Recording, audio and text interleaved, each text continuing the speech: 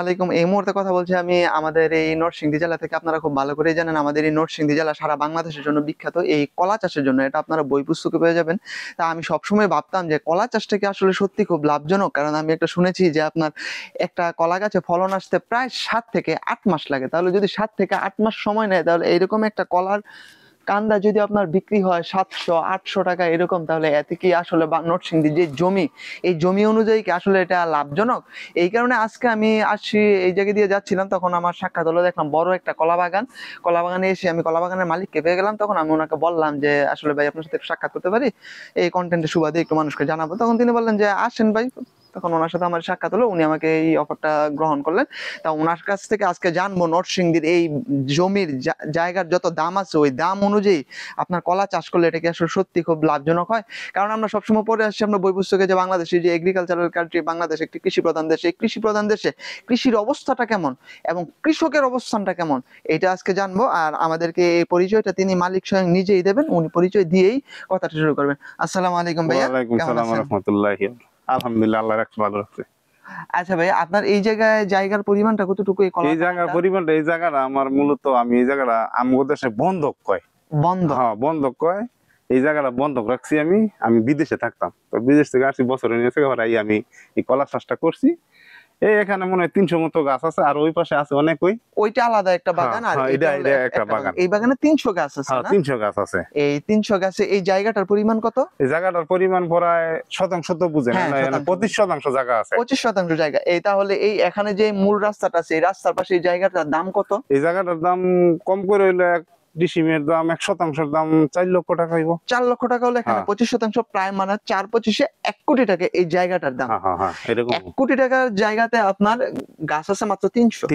৩০০ গাছে কি ধারণা করা হয় যে এরকম ৩০০ কলার ছড়া আসবে? হ্যাঁ, ছড়া আসবে। তাহলে একটা ছড়ার দাম কত পড়ে? একটা ছড়ার দাম, এটা ছড়া বেশ কম আছে। ঠিক আছে, গড়ে কত পড়তে পারে? গড়ে মনে করেন ৫৫০, ৬০০, ৫৫০ ৫০০ টাকা। এরকম। যদি ৫০০ টাকা ধরি তাহলে ৩০০ গাছে ৫০০ টাকা, ৩-৫ 15, আর ওইদিকে আপনার ৪-০ আপনার প্রায় ১.৫ লক্ষ টাকা। হ্যাঁ, ১.৫ লক্ষ টাকা। ফলনটা আসতে সময় লাগে কতদিন? ফলনটা আসতে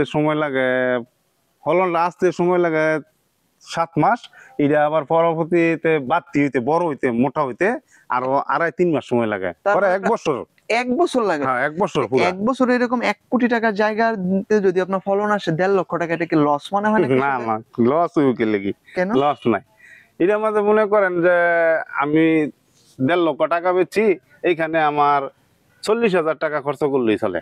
৪০,০০০ টাকা খরচ করলে তাহলে মানে ১,১০,০০০ টাকার মতো লাভ হয়। আমার লাভ হয়। তাহলে এইরকম ১ কোটি টাকার জায়গাতে যদি প্রায় বছরে ১ লক্ষ টাকা লাভ হয়, এটা খুব কম হয় না কৃষকের অবস্থাটা? না, আমগো তো এরকম কম মনে হয় না, যেহেতু আমগো মাটি আছে, মাটির দাম তো অবশ্যই ইনশাল্লাহ বাড়বই। হ্যাঁ, বাড়বে। আমরা তো মাটি বিক্রি কিন্তু করতাম না। কৃষকের পরিশ্রমের তুলনায় এটা খুব কম মনে হয় না?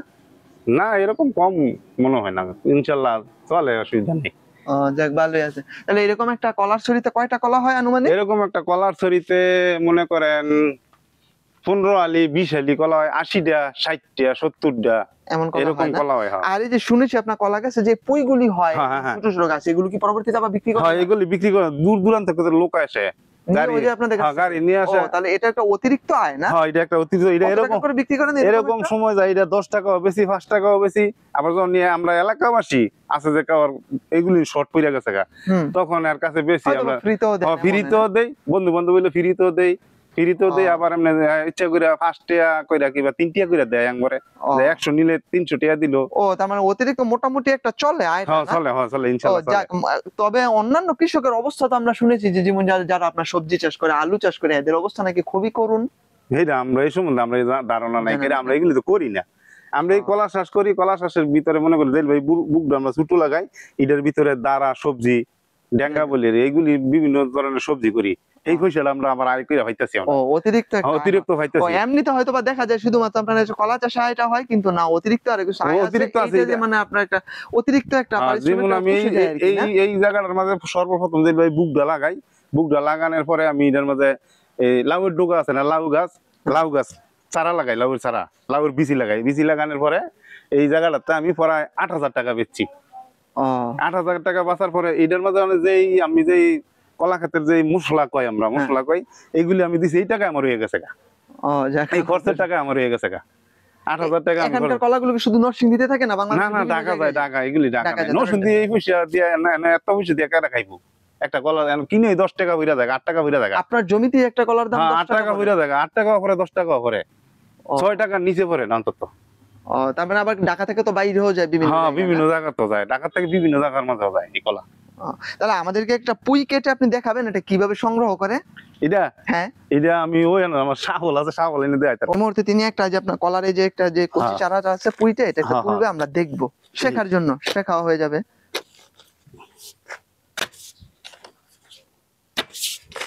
একটা কলা গাছে কি শুধু একবারই ফলন আসে না? হ্যাঁ একবারই ফলন আসছে।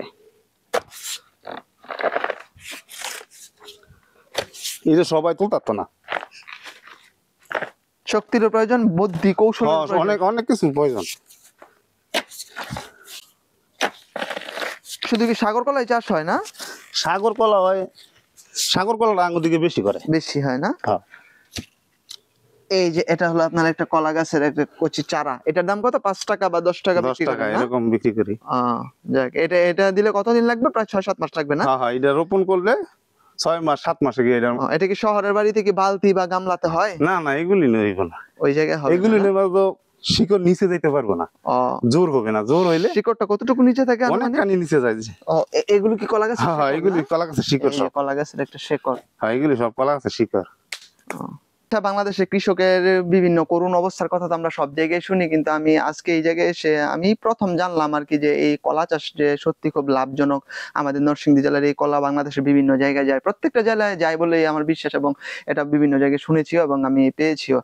তবে ওইরকম আমি ভাবতাম যে কলা চাষটাও কি ঝুঁকিপূর্ণ কিনা, কিন্তু ওনার কাছে বাইরের কাছে আজকে শুনলাম যে পুরোটাই আমরা আদ্যপান্ত জানলাম যে এই কন্টেন্টের মাধ্যমে যে কলা চাষটা সত্যি নরসিংদী জেলায় অন্তত লাভজনক। অন্যান্য জেলায় কি হাল অবস্থা এটা আমার জানা নেই, তবে বিভিন্ন জায়গায় বা অন্যান্য কৃষকের কাছে আমি শুনেছি যেমন আলু চাষ বলেন, সবজি চাষ বলেন, এগুলো খুবই ঝুঁকিপূর্ণ এবং বিভিন্ন জায়গায় দেখি অনেকেই নাকি অনেকভাবে ক্ষতির সম্মুখীন হচ্ছে। আর এই জায়গায় এসে সাক্ষাৎ করতে পেরে ভাইয়ের কাছে আমার সত্যি খুব ভালো লাগলো।